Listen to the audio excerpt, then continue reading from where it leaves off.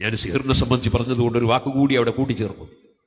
എന്തെങ്കിലും ഒരു ചെറിയ പ്രശ്നം, തലവേദന വരുമ്പോൾ, അല്ലെങ്കിൽ ഒരു ചെറിയ നഷ്ടം കച്ചവടത്തിൽ വരുമ്പോൾ, അല്ലെങ്കിൽ വേറെ എന്തെങ്കിലും ഒരു ചെറിയ പ്രശ്നം വരുമ്പോൾ നമ്മളെ ഉമ്മമാര് എവിടെങ്കിലും പോയി കളയും.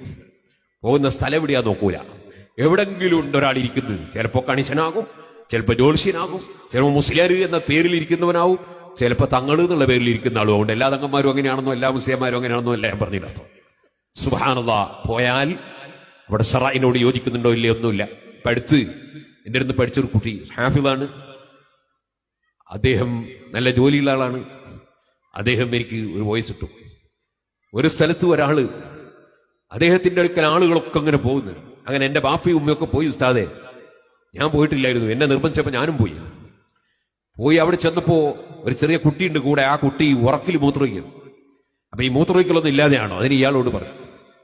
അദ്ദേഹം ഉടനെ പറഞ്ഞു, ഈ മൂത്രമൊഴിക്കൽ ഇല്ലാതെയാകാൻ ഒരു പരിപാടി. അതെന്താണ്? കുറച്ച് അരി, നമ്മൾ കഞ്ഞിയും ചോറൊക്കെ വെക്കുന്ന അരി, അത് കൊണ്ടുവന്ന് ഈ കുട്ടി ഉറങ്ങുമ്പോ മൂത്രമൊഴിക്കുന്ന സ്ഥലത്ത് വെക്കുക.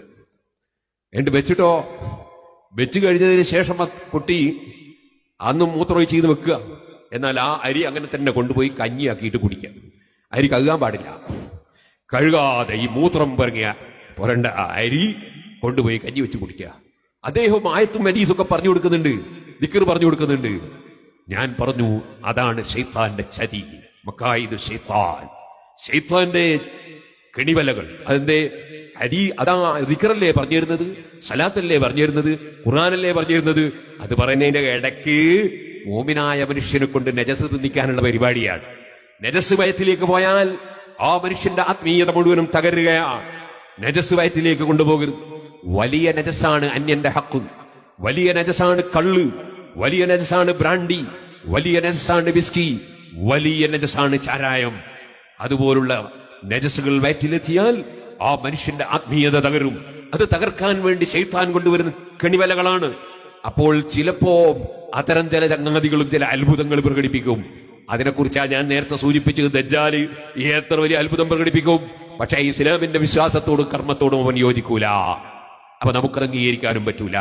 ഇരിക്കട്ടെ ഒന്നത്. രണ്ടാമത്തത്, ചെന്ന ആളോട് ഉടനെ തന്നെ, നിനക്ക് നിന്റെ ഭർത്താവിന്റെ ഉമ്മ എന്തോ ചെയ്തിട്ടുണ്ട്, അല്ലെങ്കിൽ ഭാര്യന്റെ ഉമ്മ എന്തോ ചെയ്തിട്ടുണ്ട്, അല്ലെങ്കിൽ നിന്റെ ജ്യേഷ്ഠന്മാരിൽ ആരോ ഒരാൾ എന്തോ ചെയ്തിട്ടുണ്ട്. ഇതും ശൈത്താന്റെ ഏർപ്പാടാ. അതെന്തിനാ? ലാ യദ്ഖുലുൽ ജന്നത ഖാതിഉർ റഹ്മിൻ, കുടുംബബന്ധം മുറിക്കുന്നവൻ സ്വർഗ്ഗത്തിൽ കടക്കൂല. കുടുംബബന്ധം ഇവനെ കൊണ്ട് മുറിപ്പിക്കാനുള്ള ഒരു പരിപാടിയാണ്. നിന്റെ ജ്യേഷ്ഠൻ നിനക്കെന്തോ ചെയ്തിട്ടുണ്ട്, അല്ലെ നിന്റെ അമ്മായി ചെയ്തിട്ടുണ്ട്, അല്ലെ അമ്മോശൻ ചെയ്തിട്ടുണ്ട്. ബന്ധം മുറിപ്പിക്കാനുള്ള പരിപാടിയാണ്. ഇത് ശൈത്താന്റെ ഒരു പരിപാടിയാണ്. ഇങ്ങനെ പറയുന്ന ധാരാളം ആളുകളുണ്ട് ഈ ഏർപ്പാടിനിരിക്കുന്നവർ. ഒരിക്കലും മുസ്ലിമീങ്ങൾ വിശ്വസിക്കാൻ പാടില്ല. അങ്ങനെ ഒരു മുസ്ലിയാർ പറഞ്ഞാൽ, അങ്ങനെ ഒരാൾ പറഞ്ഞാൽ അയാളോട് ചോദിക്കണം, ചെയ്യുന്നത് നിങ്ങൾ കണ്ടിരുന്നോ എന്ന് ചോദിക്കണം. നിങ്ങൾ കണ്ടിരുന്നോ എന്ന് ചോദിക്കണം. ഇല്ല എന്ന് പറഞ്ഞാൽ കാണാത്തത് പറയൽ ജായിസാവോ എന്ന് ചോദിക്കണം. ഇല്ല, പിന്നെ എങ്ങനെയാ പറഞ്ഞേ? കാണാണ്ട് എങ്ങനെയാ പറഞ്ഞേ? ലാ തഖ്ഫു മാ ലൈസ ലക ബിഹി ഇൽം ഇന്ന അസ്സമഅ വൽ ബസറ വൽ ഫുആദ കുല്ലു ഉലൈക കാന അൻഹു മസ്ഊലാ. ചോദ്യം ചെയ്യപ്പെടും. അറിയാതെ ബോധ്യമില്ലാതെ ഒരു കാര്യവും പറയാൻ പാടില്ല എന്ന് ഖുർആനാണ്. പറയാൻ പാടില്ല. അതേ സമയത്ത് ചില ലക്ഷണങ്ങൾ കൊണ്ട് ഇദ്ദേഹത്തിന് സിഹിർ ബാധിച്ചിട്ടുണ്ടെന്ന് ഒരാൾക്ക് പറയാൻ കഴിഞ്ഞേക്കാം. പക്ഷേ അങ്ങനെ പറയുന്നവൻ അങ്ങനെ ഒരു സിഹിറുണ്ടെന്ന ഒരു ബോധ്യം, അല്ലെങ്കിൽ ഒരു തോന്നൽ, അല്ലെങ്കിൽ ഒരു ഭാവന അദ്ദേഹത്തിന് വന്നാൽ സിഹിർ ബാത്തിലാക്കാൻ ആവശ്യമായ കാര്യങ്ങൾ പറഞ്ഞു കൊടുക്കുകയും ചെയ്തു കൊടുക്കുകയും ചെയ്യുകയല്ലാതെ അഡ്രസ് വെച്ചിട്ട് നിന്റെ അമ്മായി ചെയ്തു, അമ്മോശൻ ചെയ്തു, കുടുംബക്കാര് ചെയ്തു, അയൽവാസി ചെയ്തു, നിന്റെ കൂട്ടുകാരനായ കച്ചവടക്കാരൻ ചെയ്തു, നിന്റെ തൊഴിലാളി ചെയ്തു, നിന്റെ മുതലാളി ചെയ്തു എന്നിങ്ങനെ പരസ്പരം സ്നേഹിച്ച് ജീവിക്കേണ്ടവരെ അകറ്റിക്കളയുന്ന വർത്തമാനം പറയുന്നുണ്ടെങ്കിൽ അവനെയും പിശാച് സ്വാധീനിച്ചിട്ടുണ്ടെന്ന് എന്റെ മുസ്ലിമീങ്ങൾ മനസ്സിലാക്കണം. ഒരിക്കലും അത് വിശ്വസിക്കാൻ പാടില്ല. ഒന്നുകൂടി ഞാൻ പറയുകയാണ്, യാതൊരു വിഷമവുമില്ലാത്ത ചിലർ ഇത്തരത്തിലുള്ള ചിലരെ സമീപിച്ചിട്ട് അവര് നിനക്കൊരു സിഹിർ കുടുങ്ങിയിട്ടുണ്ട്, അല്ലെങ്കിൽ നിനക്ക് എന്തെങ്കിലും അങ്ങനത്തെ ഒരു കാര്യം നടന്നിട്ടുണ്ടെന്ന് പറഞ്ഞാൽ അന്ന് മുതൽ അവനൊരു മാനസിക രോഗിയാവുകയാണ്. അവന്റെ മനസ്സിൽ അതാ മാനസിക രോഗിയാവുകയാണ്. എനിക്കെന്തോ ഒന്ന് പറ്റിയിട്ടുണ്ട്, ആ ധാരണയോടുകൂടെ ജീവിക്കുമ്പോൾ അവന്റെ തവക്കുല് നഷ്ടപ്പെടുകയാണ്. അവൻ അള്ളാഹുവിന്റെ മേൽ തവക്കുലാക്കി അള്ളാഹ് തീരുമാനിച്ചതേ നടക്കുകയുള്ളൂ എന്ന ബോധത്തോടെ അവൻ അള്ളാഹുവിന്റെ മേൽ തവക്കുലാക്കി ജീവിക്കുന്നുവെങ്കിൽ അവന് നല്ല ആരോഗ്യം ലഭിക്കുമായിരുന്നു. അതിന് പകരം അവന്റെ മനസ്സ് പതറിപ്പോയി. ഏതൊരു വണ്ടിയും ഡ്രൈവർക്ക് പതറിപ്പോയാൽ പിന്നെ വണ്ടി നിയന്ത്രിക്കാൻ കഴിയൂല. ഇതുപോലെ മനസ്സിന് ഇത്തരത്തിലുള്ളൊരു സംശയം കുടുങ്ങി അത് ടെൻഷനായാൽ ശരീരമാസകലം വേദനയുണ്ടാകും. കൈകാല് വേദനിക്കും, തലവേദനയുണ്ടാകും, ഊരവേദനയുണ്ടാകും. കാരണം ഡ്രൈവർ പതറിയിട്ടുണ്ട്.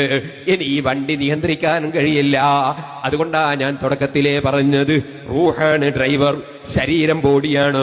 ആ ഡ്രൈവർ ശരിയായ വിശ്വാസം ഉൾക്കൊണ്ട് ശരിയായ വിശ്വാസത്തിൽ അള്ളാഹുവിന്റെ മേൽ തവക്കുലാക്കി ജീവിക്കണം. ഒരു ശർറും സംഭവിക്കൂല.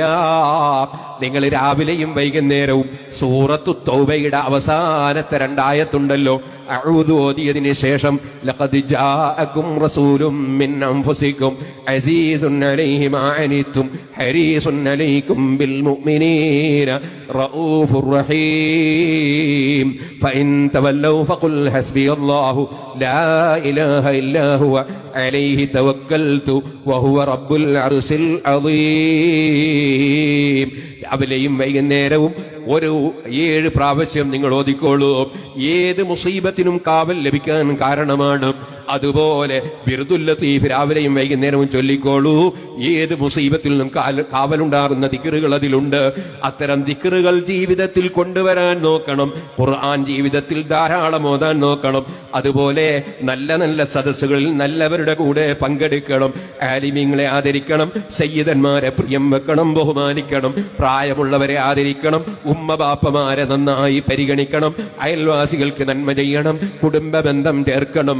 അല്ലാഹു ജല്ല ജലാലുഹു അവന്റെ വെള്ളം കുടിച്ച്, അവന്റെ ഭക്ഷണം കഴിച്ച്, അവന്റെ ഭൂമിയിൽ അവന്റെ സൂര്യന്റെ വെളിച്ചം ആസ്വദിച്ച്, അവൻ തന്ന ബ്രെയിന്, അവൻ തന്ന കരല്, അവൻ തന്ന ഹാർട്ട്, അവൻ തന്ന കിഡ്നി, അവൻ തന്ന അവയവങ്ങൾ, കയ്യും കാലും മൂക്കും നാക്കും എല്ലും പല്ലും തോലും എല്ലാം തന്ന റബ്ബുണ്ടല്ലോ.